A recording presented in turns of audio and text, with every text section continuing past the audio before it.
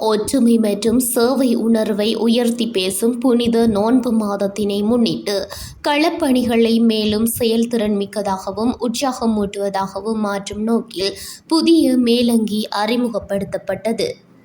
இந்நிகழ்வு சாய்ந்தமருது சுகாதார வைத்திய அதிகாரி வைத்தியர் ஜே மதனின் தலைமையில் புதிய மேலங்கிகள் எமது அலுவலக உத்தியோகத்தர்களுக்கு வழங்கி வைக்கப்பட்டதுடன் நோன்பு மாதத்தில் சமூக நல சேவைகளை அர்ப்பணிப்புடன் மேற்கொள்ளுமாறும் ஆலோசனை வழங்கப்பட்டது.